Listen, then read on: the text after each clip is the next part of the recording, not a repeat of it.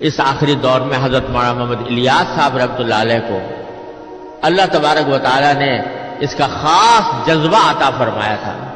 سینے میں ان کے اللہ تعالیٰ نے ایک آگ بھر دی تھی.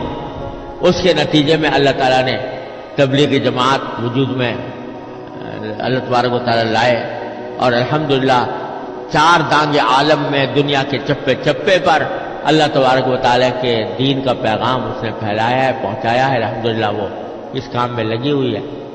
تو میں تو یہ سمجھتا ہوں کہ عام مسلمانوں کے لیے اس وقت اس فریضے میں شامل ہونے کا بہترین راستہ یہ ہے. بعض لوگ تنقیدیں بھی کرتے ہیں، فلاں خرابی ہے، فلاں کمزوری ہے، فلاں باتیں ہیں. ارے بھائی، معصوم اس آسمان کے نیچے انبیاء کرام کے بعد کوئی نہیں ہے. غلطیاں سب سے ہوتی ہیں اور کوتاہیاں بھی ہوتی ہیں. جب کام پھیل جاتا ہے تو اس میں افراد و تفرید بھی ہوتی ہے. یہ سب کچھ ہوتا رہتا ہے. لیکن دیکھنا یہ چاہیے کہ بحیثیت مجموعی فائدہ زیادہ پہنچا ہے یا نقصان زیادہ پہنچا.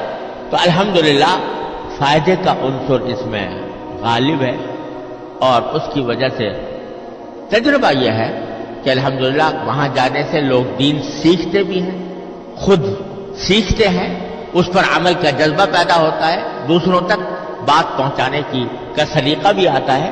تو عام مسلمانوں کے لیے میں سمجھتا ہوں کہ اس کام سے اس وقت تعلق رکھنا اپنے دین کے تحفظ کے لیے اور سورہ عصر کی اس ہدایت پر عمل کرتے ہوئے نہایت مفید اور نہایت ضروری ہے.